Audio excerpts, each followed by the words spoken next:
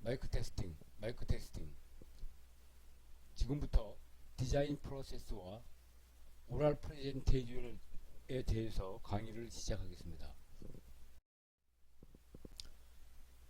일반적인 엔지니어링 프로세스는 다음과 같이 진행이 됩니다. 제일 먼저 커스터머의 요구가 있겠습니다. 이 커스터머의 요구라는 것은 기존에 사용하던 어떤 제품 또는 공정에 문제가 발생하거나 어떤 증상이 발견했다, 그것을 해결해 달라는 요구가 될 수도 있고, 또는 전혀 새로운 어떤 기능을 가진 제품이나 또한 그런 기능을 추가해 달라는 그러한 요구가 있게 되겠습니다.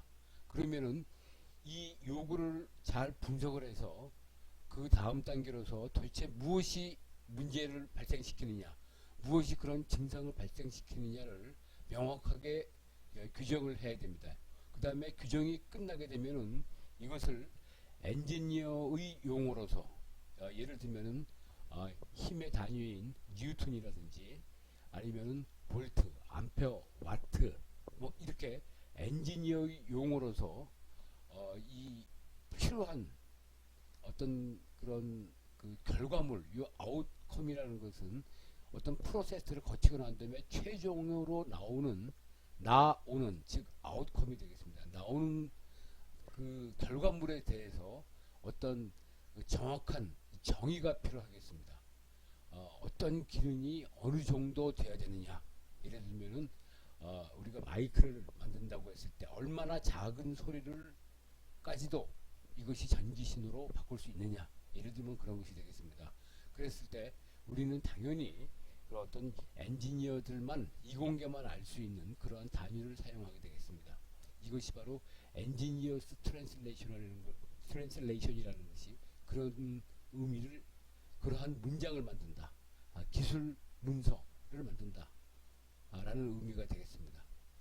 이제 세 번째 단계에는 이제 이런 문제나 심프텀을 해결하는 어떤 솔루션을 다양한, 즉 첫 번째 솔루션, 이렇게 해결하면 되겠다, 아니면 솔루션 2 이렇게 해서 해결하면 되겠다.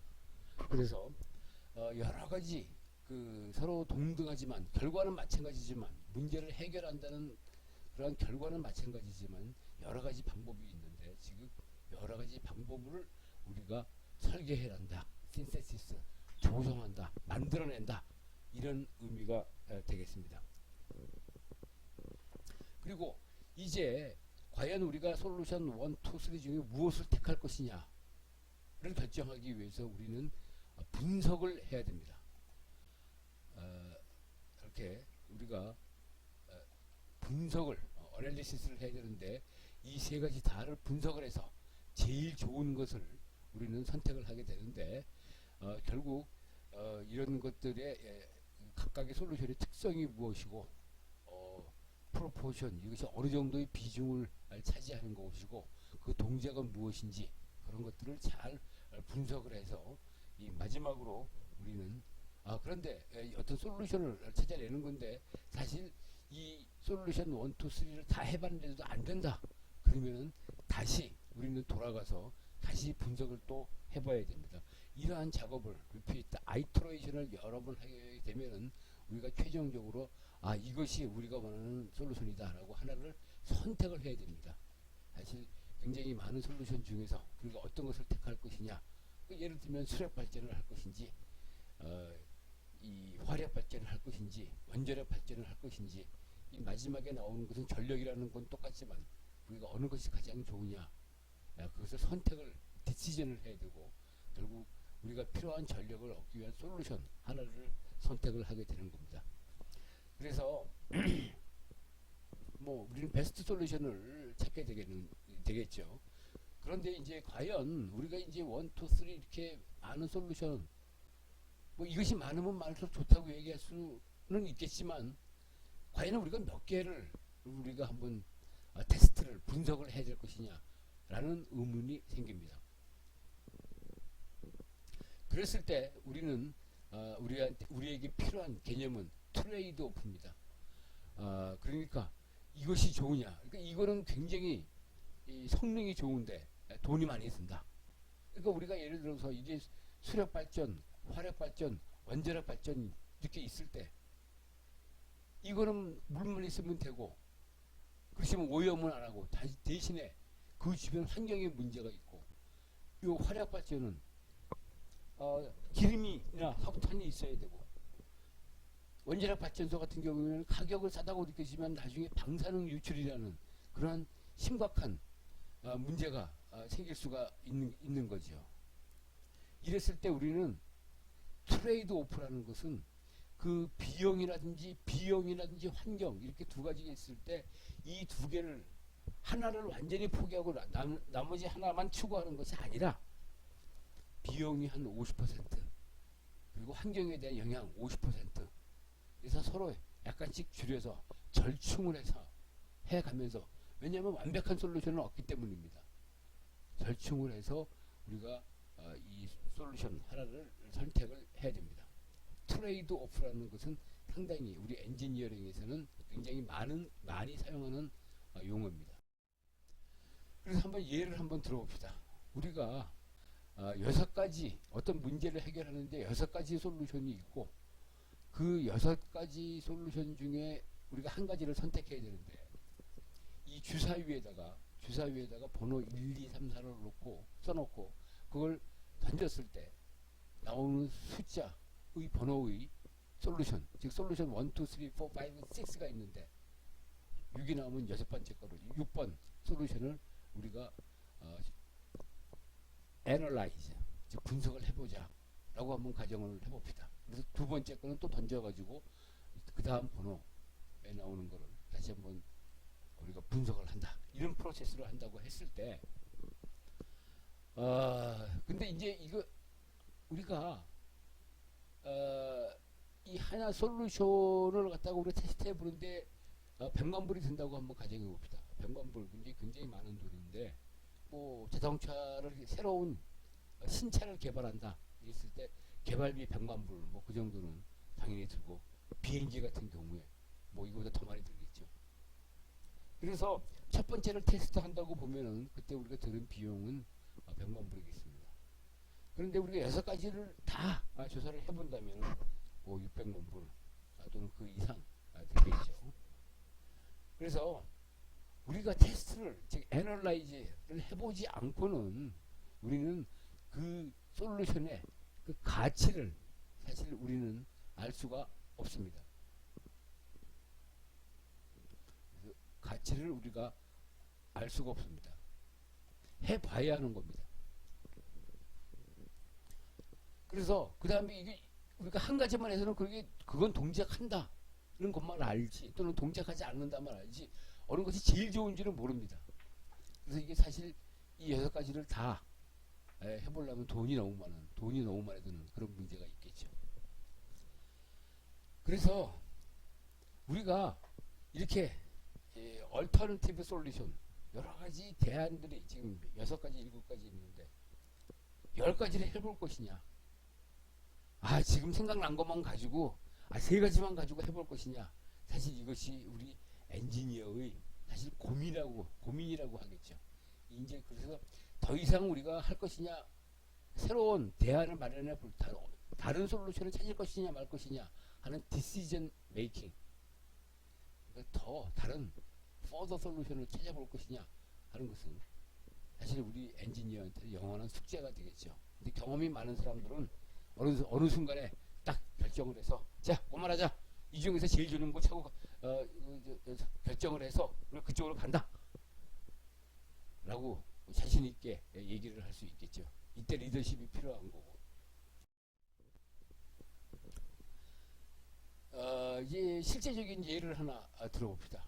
이제 카나다라든지 이 외국의 같은 그 그린랜드, 아이슬란드 이런 데서는 굉장히 춥죠.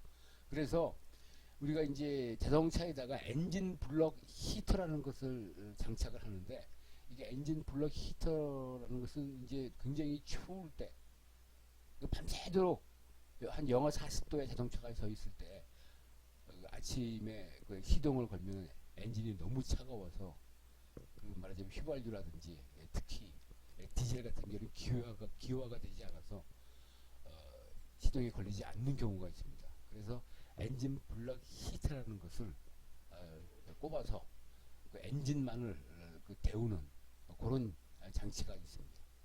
근데 이게 아무런 표시도 없으면 지금 그냥 꼽았을 때 이게 지금 동작하는지 안 하는지를 모르는 거죠. 지금 여기 나와 있는 얘기는 뭐냐면 블럭 히터 preventing engine oil from getting viscous on the cold winter day. 너무 추우게 되면 우리 자동차 엔진에 들어가는 엔진 오일, 즉 윤활유죠. 그 윤활유가 이게 getting viscous, 끈적끈적해진다는 거죠. 그럼 제대로 동작을 안 하는 거죠. 그러면 엔진이 마모가 되고. 그래서 이렇게 시동이 안 걸리는 문제하고 그 엔진 오일이 끈적해지는 것을 방지하기 위해서 블럭 히터를 사용을 하게 되는데 과연 이게 동작하고 있느냐 안 하느냐를 알고 싶은 거죠. 그래서 AC 아웃렛 서키트, 이게 아웃렛이란 말을 여러분이 처음 들어볼 건데, 여기 우리 저 집에 가면은 우리가 저 220V 콘센트 이렇게 있는 거죠. 벽에. 여기 미국에서는, 그러니까 여러분들은 이게 아웃렛 하면 무슨 옷 파는 데다 이렇게 생각하는 거지만, 여기서는 사실 아웃렛이 왜냐, 이름이 아웃렛이냐면 거기서 옷이 많이 나오거든요. 그러니까 무엇인가 나오는 곳, 아웃렛이 되겠습니다. 그래서 여기 파워가 지금 이렇게 나오기 때문에, AC 파워가 나오기 때문에 미국에서는 요거 콘센트를 220V 콘센트를 AC 아웃렛이라고 얘기를 합니다. 그래서 이 엔진 블럭 히터를 꼽았을 때 이것이 척척 하면서 말하자면 고장이 나서 쇼트가 나서 집에 그 서킷 브레이커가 갑자기 동작을 하는 수도 있고, 그 다음에 또 안에서 끊어져서 그냥 뭐 아무 현상도 일어나지 않는, 꼽아놨는데 아무리 오래 꼽아놔도 뜨거워지지 않는 그런 경우가 있겠습니다. 이런 것들을 판단할 수 있는 그런 어떤 커스터머의 요구가 있는 겁니다. 이게 지금 제대로 우리가 이 AC 아웃렛에 엔진 블럭 히터를 연결을 했을 때 과연 이것이 제대로 동작하는지 안 하는지를 알 수 있는 그런 장비가 필요하다. 이게 이제 커스터머가 누구나 들어도 자동차 운전하는 사람이면 다 알아들을 수 있는 그런 쉬운 커스터머의 니즈가 되겠습니다. 이랬을 때 이제 프로블럼 데피니션이라는 것은 현재 이런 얘기가 나오면은, 이런 지금 얘기가 나오게 되면은 이제 엔지니어들이 모여서 과연 문제가 뭐냐, 우리가 해결해야 되는 것이, 만들어야 되는 것이 뭐냐라는 정의를 내리게 되는데, 우리가 어떤 디바이스를 디자인해야 된다. 그래서 익스텐션 코드 연장선이 달려 있고, 그래서 그 장비가 이 0.5 암페어로 이하로 흐를 때 하고, 그 다음에 3암페어가 흐를 때, 이 3암페어가 흐르면 지금 히터가 잘 동작하는 거죠. 이 3암페어가 어느 정도냐 하면은 우리가 쓰는 그 전압이 한 220V니까 여기 볼트니까 VI 파워로 하면은 한 600W 정도 되죠. 600W, 우리가 겨울에 집에서 쓰는 히터 같은 게 작은 게 1kW니까 이렇게 3만페어 정도 흐르면은 이게 잘 동작하고 있다, 이렇게 알 수 있는 거고, 0.5A밖에 흐르면 히터 동작하지 않네요, 금방 알 수가 있는 거죠. 이 두 개를 구별할 수 있는 그런 디바이스를 만들어야 된다. 그래서 여기서 벌써 암페어 얘기가 나오고 볼트 나오고 와트 얘기가 나오면은 전기전자 또는 이공계 엔지니어들만 알 수 있는 용어로 그렇게 작성된 거죠, 이 데피니션이. 그 다음에 이제 중요한 것은 가격이 되겠죠. 그래서 이제 여기 보면 the device must not consume more than 5W. 여기 지금 헷갈리면 안 되는데, 지금 이 3A 요거는 3A 흐르는 걸 확인만 하는 거고, 이 자체가 즉 말하자면 이 전선에서 지금 여기에서 지금 얼마가 전류가 흐르고 있냐, 그럼 3A다. 그럼 이 선이 이 3A 곱하기 220V 660W를 소비하고 있냐? 아니죠. 그거는 여기 있는 장비가 즉 히터가 소비하고 있는 거죠. 지금 우리가 만드는 건 히터를 만드는 게 아니라 이 사이에다가 뭐 하나 끼워가지고 이 히터가 제대로 동작하는지 안 하는지를 판단하는 장비를 만드는 거죠. 그러니까 히터가 아니라 바로 이것이 소비하는 파워는 5W 이하가 돼야 되고, 가격은 굉장히 중요하죠. 가격 비싸면 아무도 안 살 거니까 $6 이하 짜리를 만들어야 됩니다. 이것이 바로 목표가 되겠습니다. 그래서 이제 이게 전류가 이렇게 딱 흘러서 3A 흐르면은 여기 LED에서 불이 딱 들어오게 그렇게 만들면 안 되겠냐? 뭐 이런 생각을 어떤 사람이 하겠죠. 그래서 LED를 이렇게 했는데, 그 옆에 이제 뭐 분석을 해보니까 그 옆에 있는 사람이 이거 220V 때 직접 연결할 수 있는 LED 난 그거 들어본 적이 없는데, 그랬더니 이거 있어. 그랬더니 옆에 이게 있긴 있는데 그거 무지하게 비싸. 이렇게 이제 토의가 되는 거죠. 그럼 동작은 하지만은 너무 비싸서 이건 안 된다. 그랬을 때 이제 다른 얼터너티브 솔루션이라서 그러면은 전압이 너무 높으면 전압을 낮춰주면 될 거 아니냐. 그래서 여기다가 커런트 트랜스포머, 전류를 낮춰주는 커런트 트랜스포머를 우리가 여기다 선에다가 이렇게 하고 이렇게 해서 감아가지고 이렇게 LED를, 그럼 이게 전압이 낮으니까 그럼 전류도 작아질 테니까 이게 켜지지 않겠냐. 그러니까 그건 말 된다. 그건 괜찮다. 그런데 그래서 그러면 이거 설계 어떻게 해야 돼? 그러면 변압기 우리 공식 알고 그러잖아. 그래서 요거 가격 알아보고 요거 LED 가격 알아보니까 이거 4.5불밖에 안 된다. 이거 괜찮겠다. 이거 그만하자. 그리고 이제 그만 생각하고 이걸로 하자. 근데 더 쉬운 거 방법, 더 싸고 좋은 방법이 있지 않겠어? 또 옆에 사람이 얘기하니까 그래? 그냥 여기다가 이렇게 해가지고 말이야, 스위치 해가지고 내가 딱 꽂고 났는데 스위치 누르면은 이게 노멀리 클로즈란 말이에요. 노멀리 클로즈. 평소에는 가만히 있을 때는 이게 쇼트가 되어 있어요. 그러니까 이 불이 안 켜 있겠지. 근데 내가 이걸 꼽고 난 다음에, 이 장비를 꼽고 난 다음에 내가 손가락으로 이걸 딱 누르면 그때는 전류가 이렇게 흐르죠. 그러면은 여기에 3A가 흐를 때 이 불이 켜지는 그런 전구를 달면은, 그리고 위도 1A. 그러니까 적어도 1A 이상이 흘려지만 불이 켜지는 그런 전구를 하면 이거 왼쪽보다 훨씬 더 심플하지 않냐? 가격도 쌀 것 같은데. 그래서 그러면은 우리 가격 조사해보자. 이래서 가격을 조사해봤더니 이게 4불이라는 거죠. 그러니까 저 앉아서 옆 사람이 근데 이거는 말이야 그냥 꼭 보면 딱 알 수 있는데 이거 손으로 눌러야 되잖아. 그럼 이거 이거 수동이네. 수동. 죄송합니다. 이 수동이고 이쪽은 자동이다. 그런데 어떤 것이 좋겠냐? 수동이 좋냐? 자동이 좋냐? 사실 이거 결정하는 거는 커스터머한테 물어봐야 되는 거죠. 그러니까 가난한 동네, 뭐 그런 동네에다가 많이 그 동네에다가 팔 때는 이거 수동, 그 사람들은 가격에 민감하니까 수동을 만들고 이제 공급을 하고 거기서 판매하고. 근데 미국의 헐리우드가라든지 그런데 굉장히 잘 사는 사람들 거기다 로데오 거리 이런 데도 동네에다 팔 때는 그 사람은 돈에 별로 신경 안 쓰니까 그럼 두 가지 다 만들자. 이것도 하나의 솔루션이 되겠죠. 이런 식으로 우리가 아이디어를 내고 우리가 제품을 솔루션을 결정을 하게 됩니다. 자, 이제 이 여러 가지 방금 얘기한 것처럼 이런 가격하고 성능 이런 것들을 어떻게 우리가 평가를 할 것이냐, 이제 사실 그것이 굉장히 어려운 문제가 되겠죠.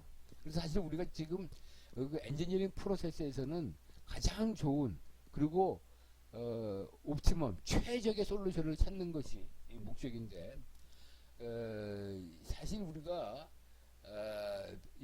진짜 옵티멈 솔루션 가장 최적의 거는 그 몽땅 다 해보기 전에는 사실 우리가 그 정답을 얻기는 사실 불가능하죠.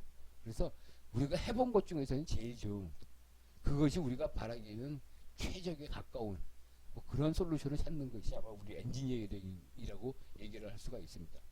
그래서 아까 같이 그뭐 자동이냐 반자동이냐 수동이냐 가격은 어떻게 되느냐 이렇게 여러 가지가 있을 때 우리가 이게 어떻게 제일 좋은 것을 우리가 골라낼 것이냐 이렇게 되면 어떤 기준이 있어야 되죠. 측정할 수 있는 기준이 있어야 되죠. 여기서 영어로서 야드스틱이라는 거 이것이 뭐냐면 길이를 재는 자 이런 의미가 되겠습니다. 이랬을 때 제일 중요한 것은 우리가 앞에서 얘기했던 프로블럼 데피니션을 얼마나 만족했냐. 지금 우리가 앞에서 보면은 0.5하고 3 암페어를 구별할 수 있어야 되는 거고, 그 다음에 그 자체가 소비하는 것이 5와트 이하가 돼야 되는 거고, 가격도 뭐 6달러 또는 5달러 이하가 된다. 그것이 잘 돼 있어야지 어느 것이 가장 잘 만족하느냐 를 우리가 결정을 할 수가 있는 거죠. 그래서 이 프로블럼 데피니션을 잘 하는 것은 대단히 중요합니다. 그래서 우리가 프로블럼 데피니션을 쓸 때 사실 퍼포먼스 예를 들면 아까 같이 0.5하고 이제 3A 구별해야 된다. 5와트 이하로 파워를 소비해야 된다. 이런 퍼포먼스가 있을 뿐만 아니라 또 아까도 얘기했지만은 가격도 굉장히 중요하다. 거의 50대 50으로 중요하다고 할 수 있습니다. 그러나 이거 말고도 굉장히 또 중요한 것이 있는데 reliability와 maintainability입니다. 그래서 reliability라는 것은 얘를 고장 안 나고 얼마나 잘 우리가 오랫동안 쓸 수 있느냐. 어떻게 보면 라이프타임이라고 얘기할 수 있고 고장이 잘 안 난다. 두 번째는 모든 기계는 언젠가는 고장이 납니다. 근데 고장이 났을 때 어떻게 우리가 유지 보수를 쉽게 할 수 있느냐, 싸게 할 수 있느냐. maintainability 이렇게 발음을 해야 되겠죠. maintainability 굉장히 중요합니다. 처음에 도요타라든지 혼다 같은 일본 차들이 미국에 수출됐을 때 미국의 커스터머들 어떻게 보면 커스터머들 그렇죠. 미국 사람들은 집이 굉장히 크니까 그 안에 차고를 가지고 있고 간단한 것은 자기 집에서 고칩니다. 그랬을 때 이 일본 차들은 이 손 집어넣어서 고치기가 특별한 장비가 없어도 굉장히 쉽게 즉 손이 들어갈 여유가 굉장히 많고 구조가 아주 잘 정리가 되어 있었습니다. 그것 때문에 폭발적인 인기를 끌게 된 거고 지금의 도요타, 혼다 뭐 이런 대기업이 생긴 거죠. 그래서 과연 어느 것이 좋으냐 이거 결정하는 거 굉장히 어떻게 보면은 사업의 성패를 좌우하는 굉장히 중요한 건데 야 이거 어떤 걸 결정할지 몰라가지고 정말 고민이다. 야 이것도 괜찮고 이것도 괜찮은데 어떡할까. 사실 그럴 때 고민하느라고 너무 많은 시간을 소비하지 마십시오. 언제까지 고민하고 있을 거예요. 근데 사실 고민이 굉장히 된다는 건 두 개가 성능이 비슷하다는 거죠. 그럴 때는 이거는 운명이다. 그래서 플립도 주사위에 던져라. 아니죠. 동전 던지기 해서 뭐 이쪽으로 뭐 연필을 갖다 쓰러뜨려서 이쪽으로 가까운 쪽으로 선택하겠다. 그러면 되는 겁니다. 그 두 개의 성능이 우리가 이밸리에이션을 했을 때 성능이 쉽게 차이 나면 고민 성능이 차이 나면은 크게 차이 나면 우리는 고민할 필요 없죠.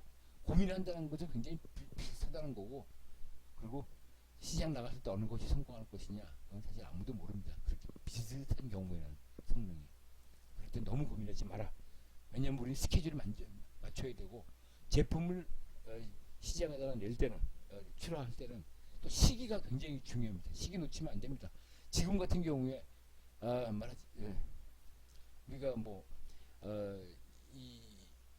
예를 들면은 그렇죠. 전염병이 돌았을 때 그때 이 약이 A라는 약이 좋으냐 B라는 약이 좋으냐 어느 걸 개발할까. 근데 이게 뭐 그때 전염병이 다 끝나버리면은 뭐 아무리 좋은 거 만들어도 안 팔리겠죠. 그럴 때는 지금 방금 말씀드린 것처럼 시기도 중요하기 때문에 스케줄 이것도 중요하기 때문에 너무 고민하지 마라. 특히 두 개의 성능이 비슷할 때는. 자, 그런데 우리가 디자인을 할 때는 우리가 전략을 전략적으로 접근해야 됩니다. 그래서 그 전략이라는 것이 과연 뭐냐를 예를 들어 설명하면은 네 자리 숫자 만 개가 있는데 지금 우리를 빨리 정확하게 다 더하는 것이 문제입니다. 이럴 때 첫 번째 우리가 쉽게 생각할 수 있는 방법은 먼저 이 답을 정확하게 얻는 것이 목적이기 때문에 거기다가만 신경을 써서 만 개를 다 더하고 두 번째 다시 더해가지고 답이 같이 나온다. 그러면은 끝 정답이다. 근데 틀리면 다시 다 더한다. 이렇게 되겠죠. 그러면은 정확한 답을 얻을 수 있겠죠.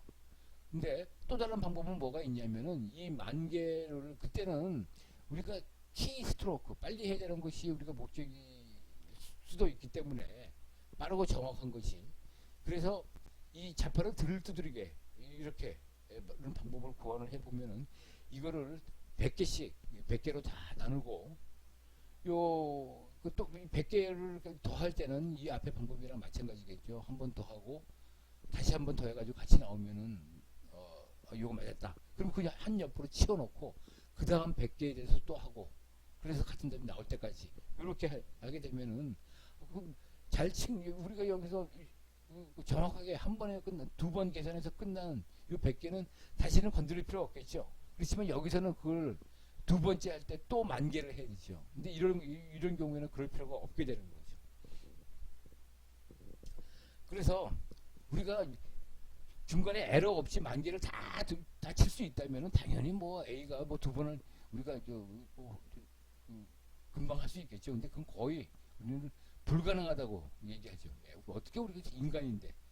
그래서 우리가 당연히 실수를 고려하게 되면 B가 훨씬 좋다. 그래서 우리가 어떠한 전략을 가지고 우리가 두 가지를 접근을 할 것이냐 이것이 사실 굉장히 중요하게 되는 거죠. 자, 그리고 이렇게 다시 그 A 전략과 B 전략을 얘기해 보면은 이제 여기서는 정답이 나올 때까지 이 하나의 솔루션만 계속해서 즉 처음부터 끝까지 그러니까 지금 이게 솔루션 1, 솔루션 2, 솔루션 3 이렇게 세 개가 있을 때 이거 쭉 해서 마지막까지 다 제품 나오고 프로토타입 시제품 나오고 그 다음에 이거 쫙 해가지고 시제품 나오고 이거 쭉 해가지고 시제품 만드는 이렇게 해서 비교를 하는 방법이 있겠죠. 그래서 컴플리트 끝까지 다 해본다. 그 다음에 이제 비교한다.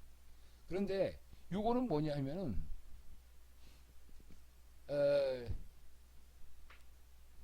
이게 1번, 2번, 3번이 있으면은 여기까지 해보고 여기까지 해보고 여기까지 해보고 이제 비교한다.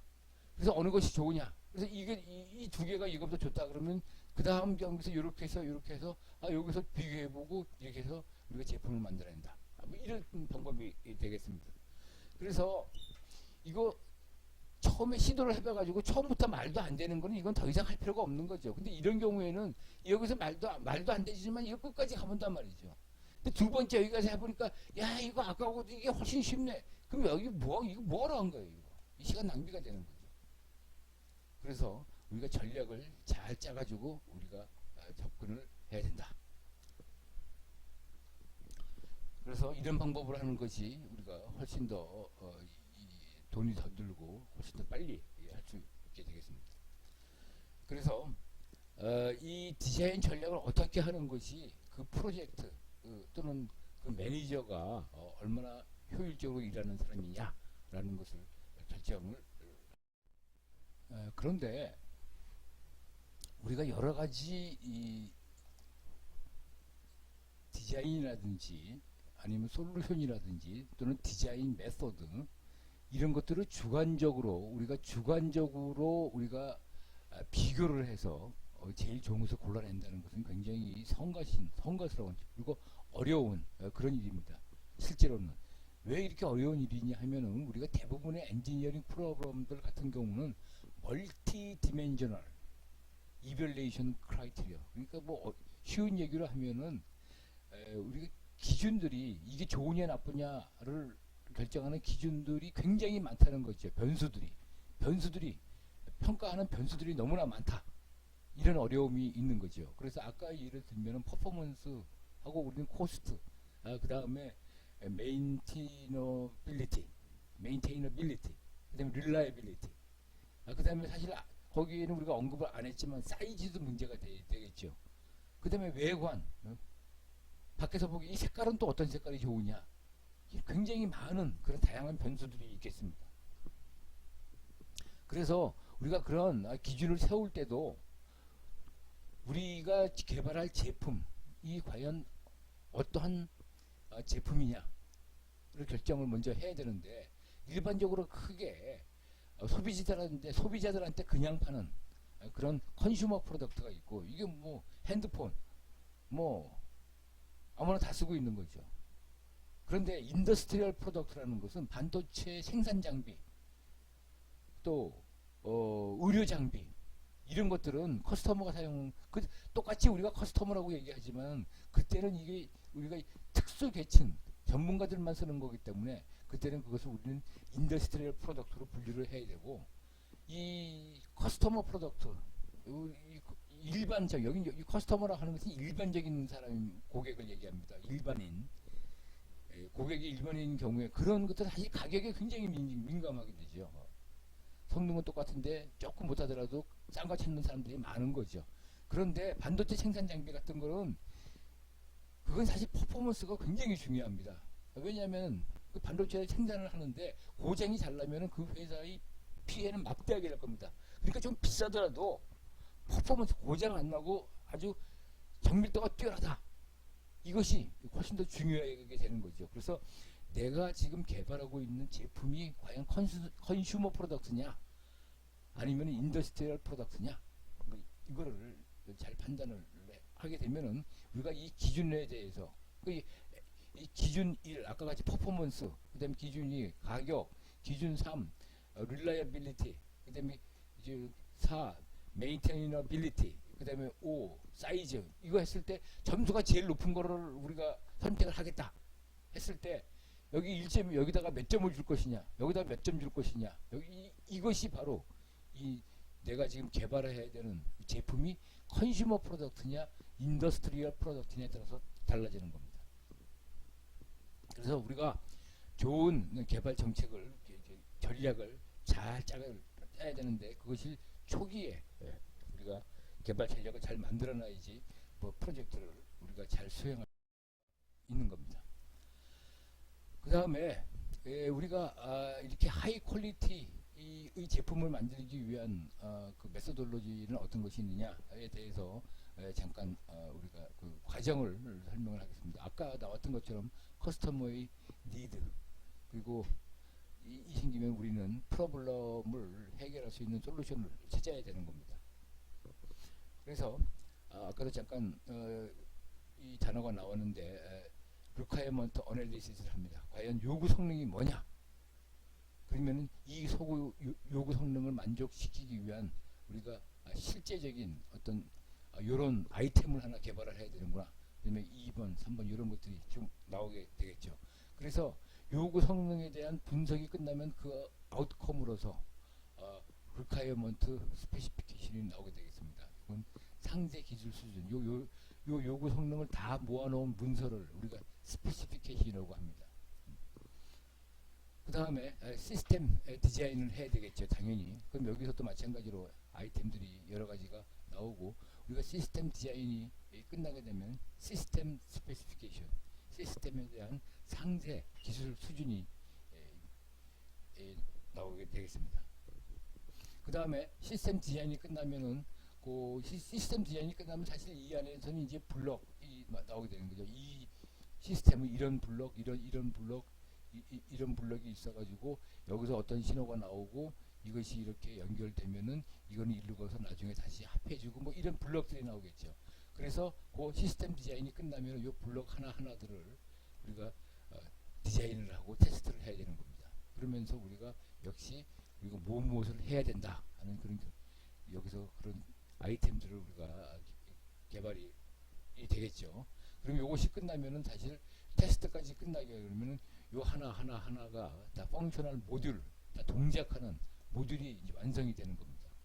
그러면 우리 마지막으로 이것들을 다 조합을 해서 시스템 인테그레이션을 해서 테스트를 하게 되면은 마찬가지로 우리가 액션 아이템들이 쭉 나오고 이랬을 때 우리는 잘 동작하는 어떤 시스템이 나오는데, 결국 이게 우리가 이 전체 이 디자인 이 프로세스의 아웃컴인 프로토타입 동작하는 시제품이 하나가 딱 나오게 되겠죠. 그래서 이것이 다 끝나면 이걸 다 모아가지고 이것이 나왔다고 해서 작업이 끝났다. 많은 학생들이 엔지니어링 학생들이 프로토타입 하나 만들어 놓고 이제 일 끝 이렇게 생각하는데 절대로 아닙니다. 다큐멘테이션이 끝나지 않으면, 즉 설계 문서가 나오지 않으면 끝나는 게 아닙니다. 요거를 만들어 놓으면은 좀 이상한 표현이지만은 이거 열심히 프로토타입 하나 만들어 놓고 그 사람이 그 다음 날 아침에 그날 저녁 때 이거 다 만들어 놓고 기분 좋아가지고 팀이 이게 회식하고 난 다음에 술 먹고 집에 갔다가 교통사고로 죽었다.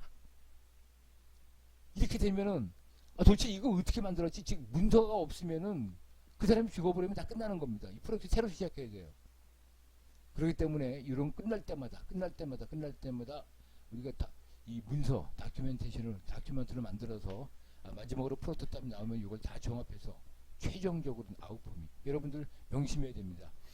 여러분 엔지니어, 디자이너, 엔지니어한테는 디자인이 굉장히 중요한데 디자인의 최종 결과물은 사실 프로토타입 요 반이고 나머지 반이 다큐멘테이션입니다. 그래서 여러분들이 대학에 이제 전공에 들어와서 그 실험 실습을 하게 되면은 항상 이 다큐멘 결과 보고서를 내는 훈련을 받게 됩니다. 그냥 이게 숙제다라고 생각하지 마시고 여러분들이 실험하고 난 다음에 이게 다큐멘 내가 보고서를 끝내야지 그 실험이 끝난 거다. 여러분들이 실험 실습하면 거기서 앉아가지고 측정하고 데이터 잡는 걸로 끝난다 이렇게 생각하지만 그게 아닙니다. 데이터가 나온 거를 잘 정리를 해서 결론을 내서 그걸 문서화하는 작업, 그것이 또한 50% 프로젝트의 50%라고 해도 과언이 아닙니다. 그래서 아이디어라는 경우에는 이렇게 해서 쫙 하면 하고 굉장히 기분이 좋겠죠. 실수 한 번도 안 하고 우리가 이렇게 어떤 솔루션 하나 택해가지고 했더니 쫙 됐다. 근데 이런 일은 거의 일어나지 않습니다. 실제로는 우리는 일을 하다가 보면은 이렇게 테스트 해보니까 동작 안 하는구나. 어디서 틀렸을까? 여기서 틀렸을까? 아니면 여기서 틀렸을까? 심지어는 가장 그지 같은 경우는 처음부터 다시 해야 돼. 이런 경우가 많습니다. 좌절하지 마시고 끈기를 가지고 계속해서 노력을 해야 되고, 다시 한번 얘기하지만 우리가 컨슈머 프로덕트는 코스트, 인더스트리얼 프로덕트는 퀄리티가 중요하다는 것을 말씀드리고 싶습니다. 자, 이제 주제를 조금 바꿔서 오랄 프레젠테이션에 대해서 설명을 하겠습니다. 우선 오랄 프레젠테이션을 할 기회가 많이 있는데 첫 번째는 여러분들이 여러 사람 앞에서 여러분들의 메시지를 또는 의견을 발표하고 싶을 때가 있을 거고, 사실 더 많게는 이 학교에 있을 때도, 그 다음에 산업 현장에 가서도, 여러분들이 회사에 입사했을 때에도 프레젠테이션을 해야 되는 경우가 굉장히 많습니다. 대단히 중요합니다. 이 카운트 온잇, 이게 여러 가지 뜻이 있는데 믿어 뭐 이런 뜻도 있고, 이거 굉장히 중요해 이런 뜻도 있습니다. 그래서 이 프레젠테이션을 통해서 자기 자신을 갖다가 잘 발표하는 사람들은 일반적으로 보면, 또는 확률적으로 보면은 다른 동료들보다도 훨씬 더 높게 평가가 되고 승진을 더 빨리 하게 되고, 그렇지 못한 사람보다.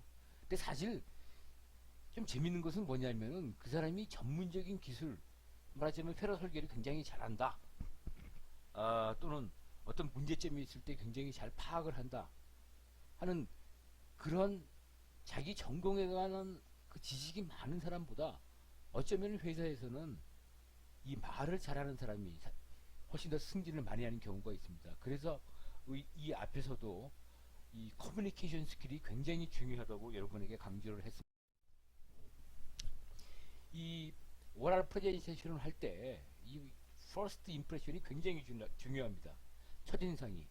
그래서 그 연구한 바에 따르면은 말을 딱 시작해가지고 어떤 사람 만났을 때 말을 시작을 해서 한 7초 정도 지나면은 7초 정도 지나면 사람들이 이 무의식 중에 서브컨셔스 무의식 중에 여러분에 대해서 어떤 인상을 의견 또는 특히 인상을 갖게 되는데 이 사람이 수입이 얼마나 되겠다, 교육은 얼마나 받았구나, 얼마나 믿을 만한 사람이냐, 이 사람이 성격이 아주 그 불같은 사람이고 아니면 차분하게 얘기하는 사람이고 급한 사람이다, 소심한 사람이다, 이런 것까지. 또 얘가 비밀을 얘기했을 때 얼마나 잘 지켜줄 만한 사람인지, 그 다음에 이게 얼마나 영리한 사람인지, 또 일할 때 얼마나 직업 윤리를 잘 지키는 사람인지, 그리고 내가 필요할 때 얼마나 이 사람을 또 의지할 수 있는 사람인지, 이런 것들을 사실 어떻게 보면 좀 이상하지만은 7초 만에 무의식 중에 우리가 그 사람에 대한 어떤 이 인상을 갖게 된다. 그렇기 때문에 첫인상이 굉장히 중요합니다. 그리고 저 오랄 프레젠테이션을 이렇게 사람들이 프레젠테이션을 들을 때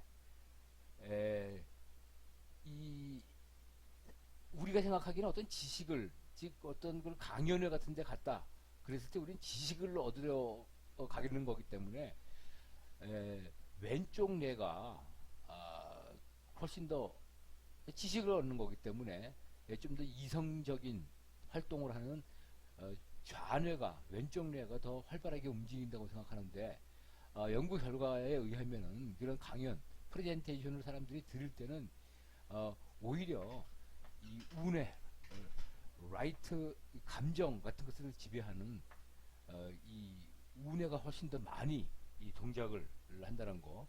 이 우뇌의 동작은 이 감정이라든지 직관, 이것을 하고 연관이 되어 있는 것이 바로 이 좌뇌입니다.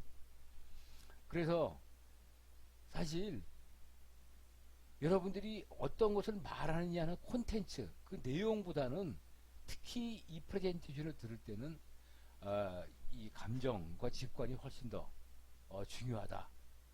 이런 것들을 여러분들이 인식을 해야 됩니다.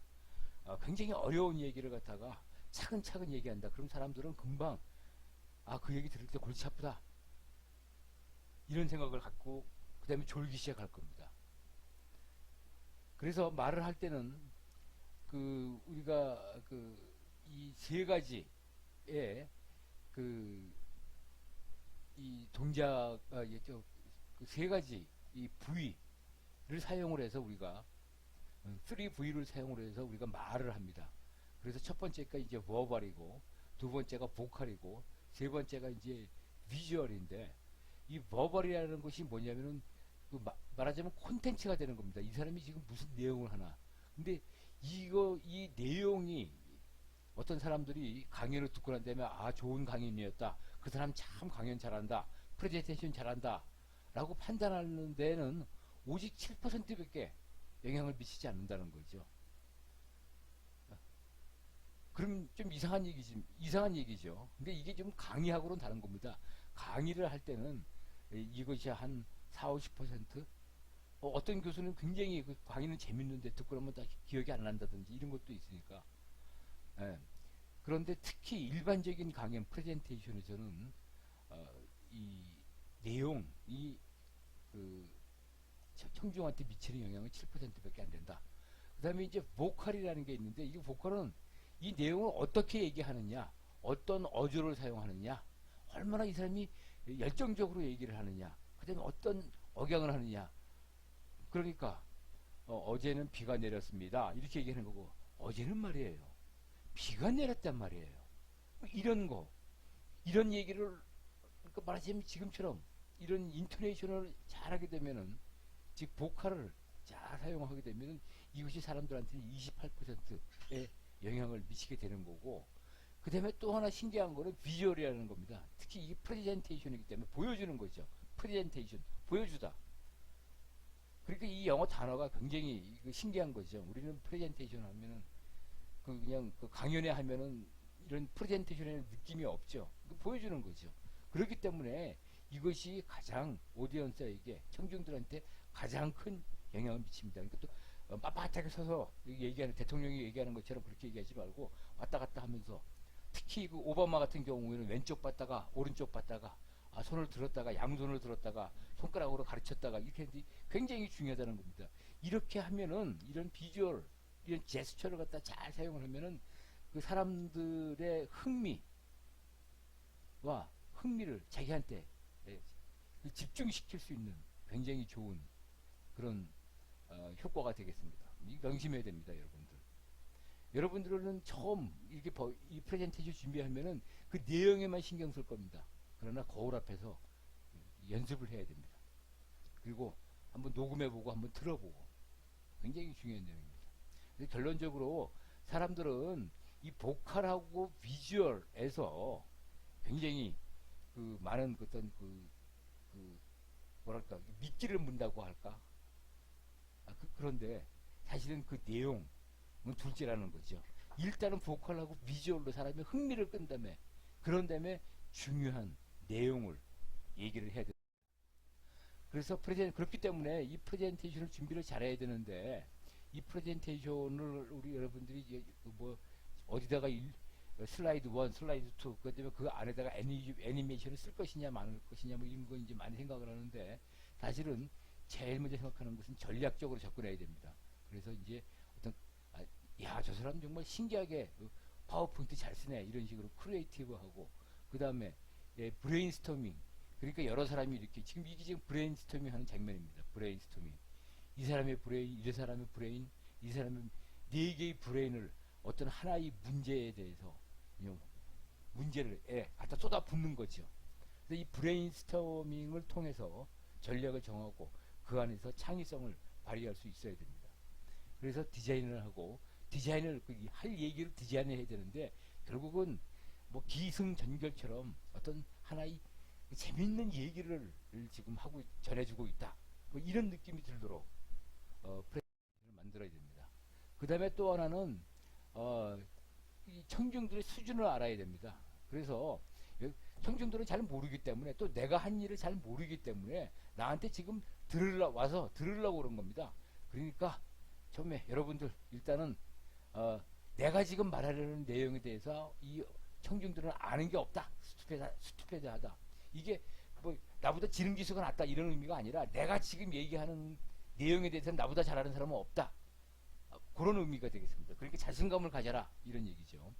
그 다음에 이 사람들이 지금 농사를 짓는 사람들인지, 이 사람들이 뭐 가락시장에서 뭐 그 경매를 하는 사람인지, 뭐 아니면 삼성 직원을 대해서 지금 얘기를 하는 것인지, 아니면 학생들 모아놓고 너희들 사회에 나가면 이런 일을 맡게 됐거든 하는 학생층인지, 그런 것을 잘 분석을 해야 됩니다. 그래서 그 사람들이 지금 오늘 와가지고 정말 관심 있는 게 뭐냐, 그 다음에 오늘 뭘 도대체 어떤 얘기를 들으려고 그러느냐, 그 다음에 도대체 뭘 알려고 그러느냐, 여기서 오늘 토크 이 프레젠테이션에서, 그 다음에 그 사람들이 놓치고 있는 거, 모르고 있는 거는 뭐겠냐, 그 다음에 이게 또 굉장히 중요합니다. 그래서 프레젠테이션을 할 때, 말하자면 사업 설명회 같은 거를 할 때, 지금 돈 있는 사람들은 와가지고 지금 나한테서 얘기를 듣고 내 사업에다가 돈을 투자를 하려고 그러는 거다,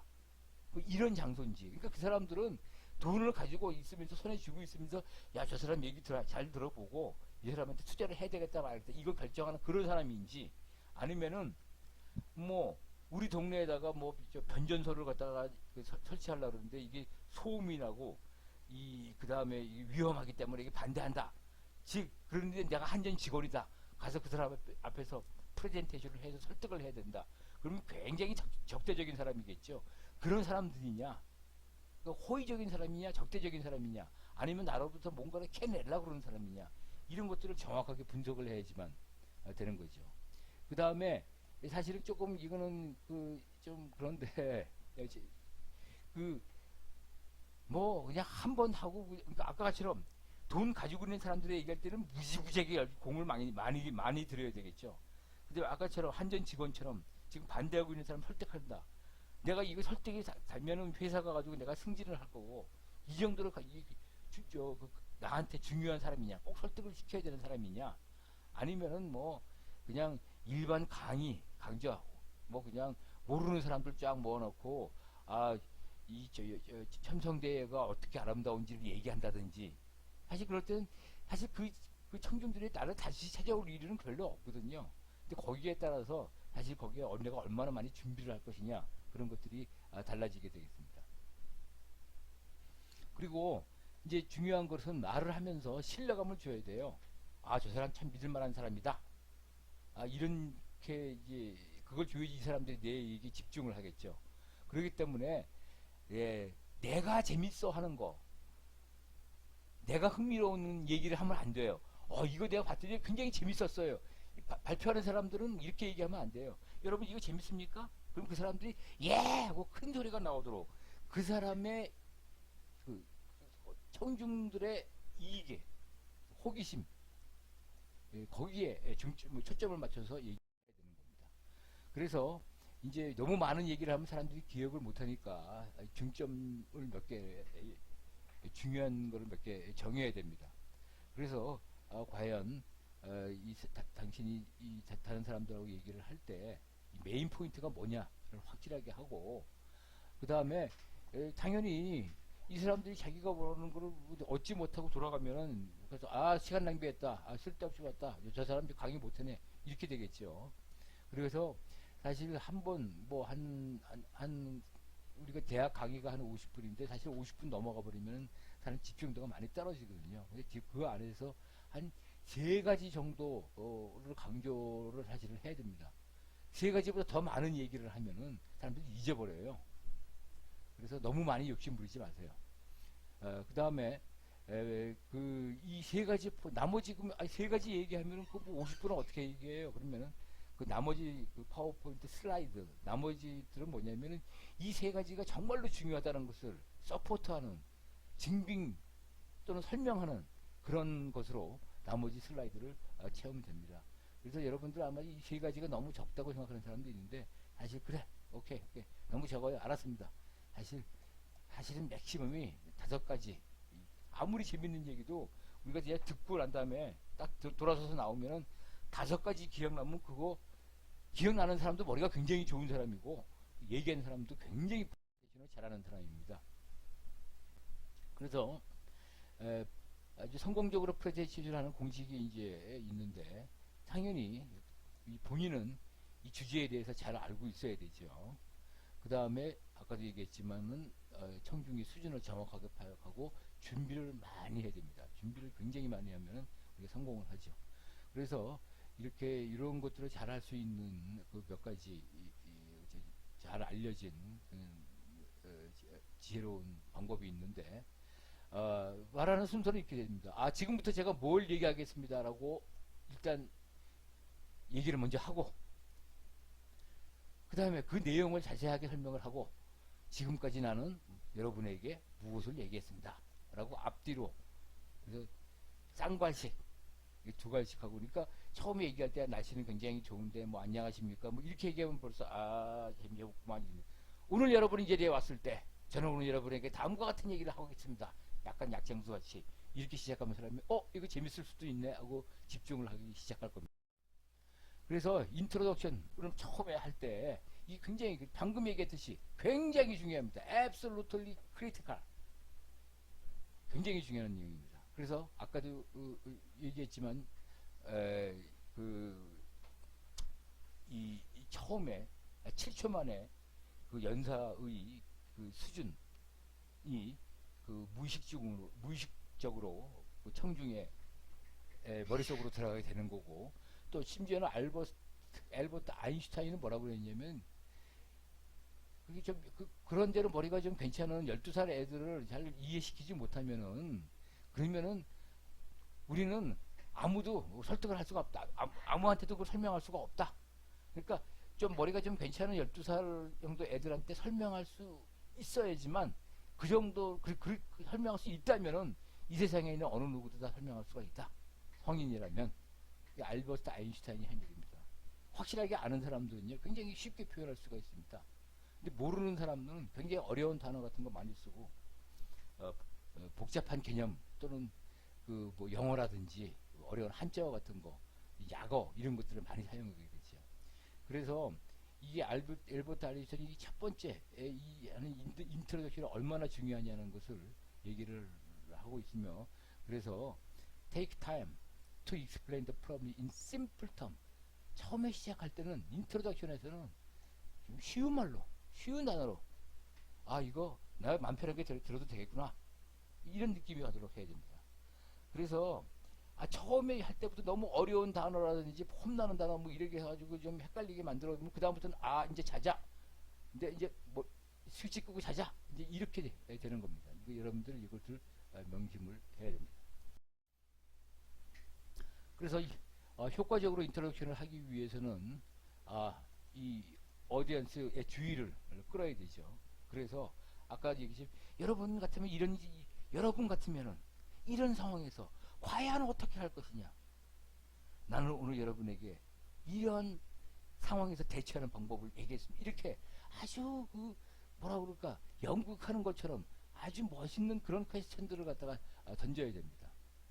그래서 이 말하자면 여러분들 오늘 아침에 나오면서도 그 지하철을 타고 오셨을 것입니다. 뭐 이런 식으로 친근하게 청중들이 들을 때 자기의 경험하고 상관이 있고 나도 경험한 그런 것으로부터 얘기를 시작을 해야 되고, 그렇게 해서 이 얘기 정말 들을만 하겠다라는 그런 모티베이션을 인트로덕션에서 제공을 해야 됩니다. 그래서 무엇을 왜 지금 얘기를 할 것이냐, 거기에 대한 답이 여기 인트로덕션에서 나와야 됩니다. 여러분들이 이런 것을 많이 경험할 것입니다. 그런데 여러분 모릅니다. 제가 오늘 여러분들에게는 이런 상황에서 어떻게 할 것이냐를 여러분들에게 정확하게 전달을 해드리겠습니다. 이러면 여러분들이 열심히 듣겠죠. 그래서 필요하다면은, 근데 이게 조크, 유머를 사용하면 되는데 이게 잘못하면 굉장히 썰렁해지는데 여러분들이 잘 할 수 있고 또 농담할 만큼 용감한 뻔뻔하다면 이 조크를 사용을 해서, 특히 인트로덕션에서 처음에 약간 조크를 사용해서 와 하고 웃게 만들면 그 다음부터는 사람들이 자기 얘기에 귀를 기울일 겁니다. 그래서 본문에 대해서는 아까도 얘기했지만 한 맥시멈 5가지 정도의 메인 포인트를 서포트하는 자료로 구성을 하면 되고, 그래서 예를 들어서 이게 한 네 가지 포인트를 강조한다 그러면은 맥시멈 4, 16장, 그 다음에 여기 2, 3, 8 뭐 이 정도로 되겠죠. 그래서 얘기할 때 퍼스트 그룹은 키 아이디어를 얘기하고 나머지는 이제 좀 더 자세하게 얘기하는 그런 식으로 구성을 하고, 이렇게 메인 포인트를 얘기할 때도 점점 수준을 높여가면서 쉬운 얘기부터 그 다음부터는 조금 이제 복잡한 얘기, 이렇게 해서 듣는 사람이 처음에 들을 때는 12살이었다가 얘기 다 듣고 그러면 야 내가 이제 전문가가 되었구나 뭐 이런 식 느낌을 받게 되면 사실은 나중에 이 강연을 프레젠테이션을 다 듣고 떠날 때는 해피하겠죠. 그 다음에 너무 기술적인 얘기 이런 걸 하지 말아주십시오. 대학이 학술 세미나가 아닌 경우에. 그래서 이 용어라든지 뭐 특수 용어 뭐 이런 것들은 사용하지 않는 게 좋습니다.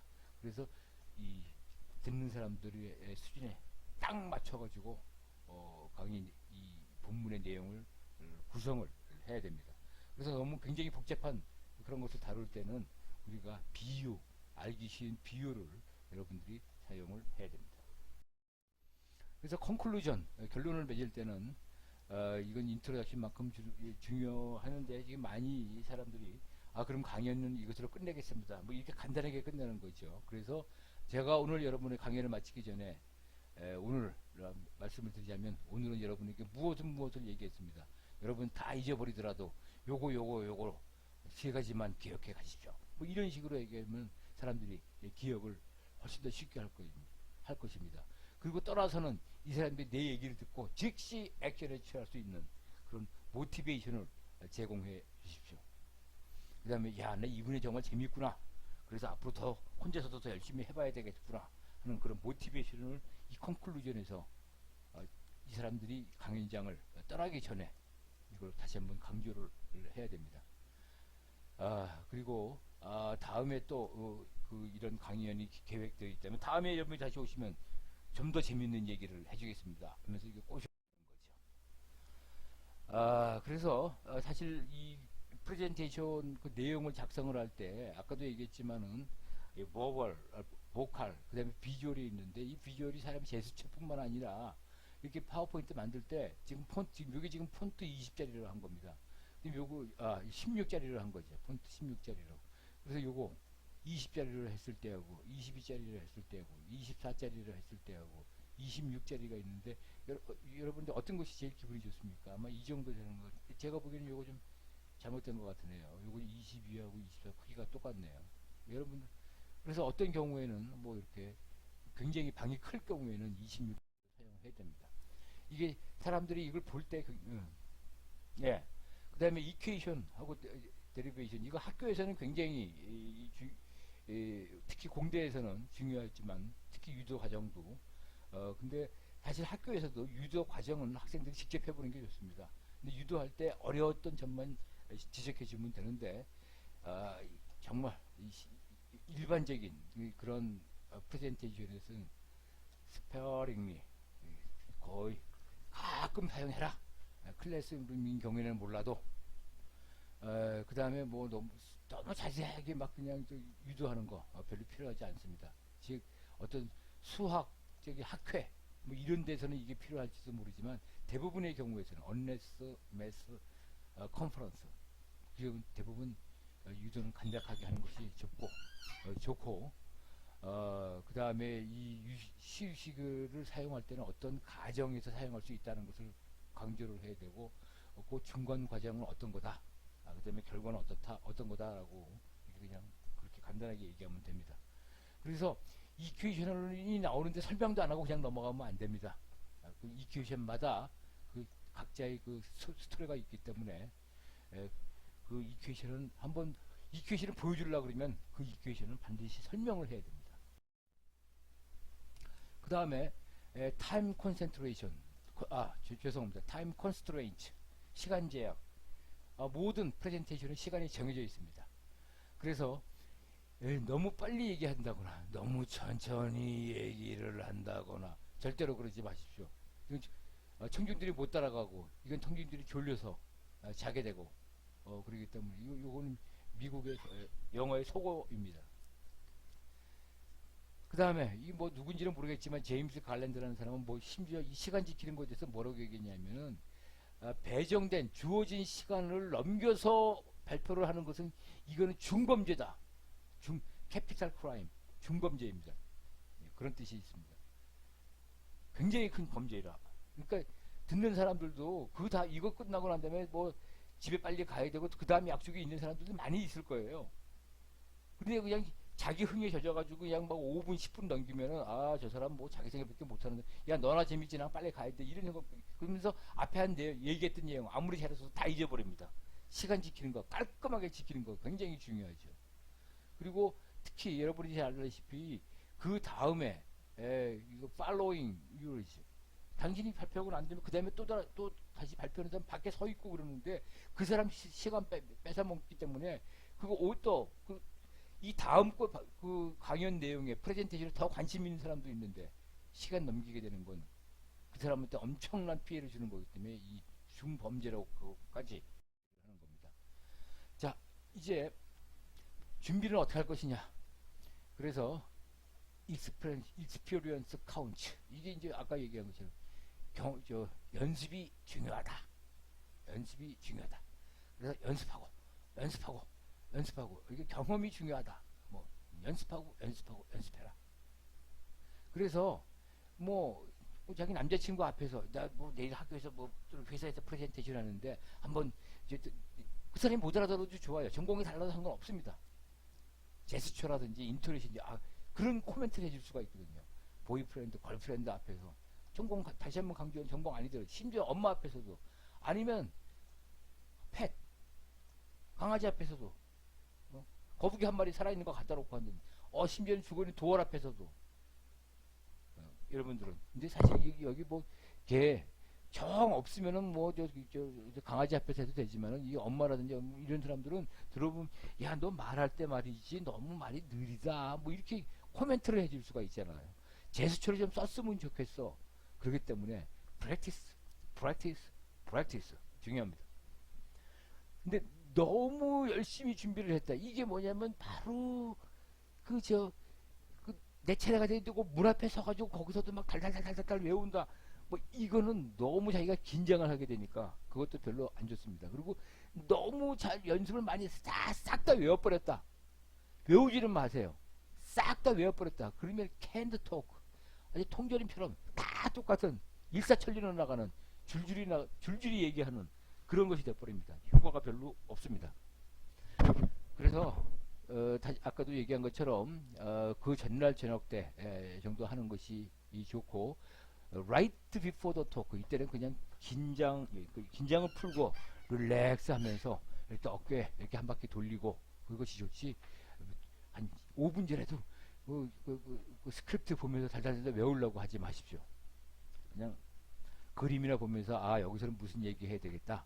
그래서 이런 것들을 만들 때 첫 문장만 보면 이 뒤에 것이 다 기억나도록 잘 문장을 만들어 놓으면 여러분이 읽지 않고도 금방 얘기를 잘 하고 있습니다. 이제 거의 끝으로 다가가는데, 이 청중 중에서 이렇게 아주 어그레시브한, 일부러 나한테 날 물먹이려고 질문하는 사람이 있습니다. 이런 사람을 어떻게 이런 사람에게 대처할 것이냐 굉장히 중요한데, 우리는 사실 누구나 다 아이디어를 가지고 있고 얘기하고 싶은 사람이 굉장히 많을 겁니다. 그런데 사실 이 터프 퀘스천, 아주 어려운 질문들, 이런 것들은 사실은 good for you and the field, 그 분야에 있어서 아주 어려운 질문 같은 것들은 여러분들이 내가 발전하고 그 다음에 내 분야가 발전하는 데 있어서 궁극적으로 보면 굉장히 좋은 겁니다. 그러니까 이 질문을 못하게 하는 것은 별로 좋지가 않습니다. 그래서 이런 질문이 나오면은 rephrase, 이게 그 말을 반복하다, 이제 그런 의미인데, 지금 어떤 사람이 나한테 말하자면, 야, 네 얘기, 당신이 뭐 이렇게 얘기했는데 이런 면에서 이게 당신 그 얘기가 비논리적인 것 같지 않습니까? 라고 이런 질문이 나올 수가 있죠. 근데 갑자기 내가 어떻게 이 사람에게 대답해야 할지 모를 때 약간 시간을 벌어야 됩니다. 그러니까 또 그 사람, 그 질문자로부터 멀리 있는 사람이 저 사람이 무슨 질문을 했는지 모르는데 안 들리는 경우가 많아요. 그래서 방금 저기 계신 분께서 이러한 질문을 했는데, 그러면서 아까 질문하신 분, 제가 그 질문을 제대로 이해를 했습니까? 라고 이렇게 물어보면서 사실은 내가 그 질문의 의도를 파악하는 시간을 버는데 굉장히 좋고, 또 다른 사람들은 현재 지금 이 프레젠테이션 하는 사람이 질문하는 사람에만 관심을 두는 것이 아니라 그냥 앉아있는 나에게도 관심이 있구나, 그걸 다시 한번 반복해주면 그런 굉장히 좋은 인상을 줄 수 있는 일석이조의 효과가 있습니다. 그래서 답을 아는 경우에는 그거요, 굉장히 좋은 질문입니다. 이래서 그 사람 약간 칭찬을 해주면 그 사람 약간 호전적이었다가도 그 사람 마음이 많이 가라앉습니다. 굉장히 기분이 좋아지죠. 그리고 나에 대한 인상이 좋아집니다. 그러면서 굉장히 좋은 질문입니다. 제가 그 질문 나오길 사실 바랬었는데 해주셔서 감사합니다 하면서 자기가 답을 아는 경우에는, 그거 말이죠, 저도 그것 때문에 굉장히 고민했는데 이렇게 해보니까 이렇게 해서 이렇게 되는 겁니다 라고 설명을 해주면 이 사람 굉장히 해피할 겁니다. 그 다음에 만일에 그 질문이 정말로 쓸데없이 말하자면 꼬투리 잡는 그런 질문이라도 사실 우리가 좀 긍정적인 파지티브 라이트, 좀 파란색불, 좀 긍정적인 면, 그런 쪽으로 우리가 그 사람을 대해야 되는 겁니다. 그 다음에 진짜로 이 사람이 꼬투리만 잡으려고 그런다. 그러면은 사실 눈에다 힘 빡 쥐고 그 사람을 째려보면서 대답을 하십시오. 그래서 한참 그 사람을 갖다가 프롤롱 한참 이 째려보면은 이 사람이 사실 누그러집니다. 그렇지만 째려본다고 볼 것이지, 아 당신 말이야 그 뭐 이런 이렇게 화를 내면 사실 여러분들 발표하는 사람은 그날 그 방에서의 주인공입니다. 그러니까 화내지 마시고 이렇게 긍정적인 면이라든지, 또 그 사람이 말도 안 되는 질문을 했는데 이런 경우도 있어요. 아, 내가 주위를 둘러보니까 내가 지금 뭐 질문을 해줬으면 내 위치가 질문을 해야 되는 자리인 것처럼 다른 사람이 나를 보니까 나는 잘 모르겠는데 질문을 해야 되는 경우도 있습니다. 뭐 예를 들어서 어떤 그 회사 사장이라든지 그럴 때, 근데 이 사람은 잘 모르니까 사실 뭐 모르는 경우가 많죠. 그럴 때 뭔가 질문을 해야 돼서 황당한 질문을 하는 경우도 있습니다. 근데 이 사람은 그때 위신 세우려고 질문을 하는 거거든요. 근데 그걸 빨리 깨달아야 돼요. 아, 전 지금 위신을 세우려고 하는 거다. 그럼 그 사람 위신을 세워주고, 몰라서 묻는 거라면은, 아, 그거요. 이렇게 해서 이렇게 제가 좀 설명이 부족했나 보네요. 이렇게 얘기를 하고, 아까처럼 화나는 사람들, 나를 갖다가 씹으려고 작정하고 온 사람들, 그 사람은 좀 압도를 하면서 단 화는 내지 않고 압도하는 자세로 그 사람을 대하면은 되겠습니다. 그리고 저 정말 중요한 건데, 모른다 내가 질문한 데가 모르겠다. 그러면은 그냥 제가 미처 거기까지는 생각을 못했습니다. 이렇게 그걸 인정하십시오. 어드미트. Don't bullshit. 이상하게 미국 교과서에서 따온 건데 교과서에도 이런 얘기가 욕을 쓰네요. Don't bullshit. 지랄을 하지 말고 인정할 건 인정해라 말이죠. 이 사람 모르는 거를 갖다가 뭐 아는 척하면서 막 하면요, 이 사람이 아는 얘기 한 것도 사실 다른 사람이 못 믿어요. 그건 제가 정말 모르겠습니다. 제가 정말 모르겠습니다. 그건. 그 다음에 제가 한번 시간 내시면 제가 뭐 알면은 연락처 주시면 제가 한번 알면 또는 요거 끝나고 다시 한번 얘기해 봤으면 좋겠는데, 이렇게 얘기를 하면은 청중들은 어떤 느낌을 받냐 하면은, 이 사람은 모르는 거는 모른다고 얘기하는 사람이구나. 그러니까 이 사람이 안다고 얘기하는 이 앞에 거는 다 진짜구나. 이런 인상을 줄 수가 있습니다. 그래서 잘 모르는 거는 그 프레젠테이션 할 때 시간 끌지 말고 나와서 얘기하는 것이 좋습니다. 그리고 썸머리. 그래서 이 썸머리는 우리가 다시 한번 정리를 하게 되면 앞에 나온 얘기지만, 준비를 잘 해야 되고, 주제를 확실하게 하고, 청중들을 분석을 하고 거기에 맞춰서 얘기를 하고 잘 구성을 해서 사람들을 잘 가르쳐야 된다. 너무나 많은 데이터를 보여줘서 사람들 머리가 세츄레이션 되게 포화되게 만들지 마라. 준비 이거 중요하고, 그 다음에 be ready for 예상 질문 같은 거 미리 만들어 두십시오. 그 다음에 이제 가서 자신 있게 가서 사람들에게 여러분이 한 거를 여러분들을 기억할 수 있도록 준비를 하면 되겠습니다.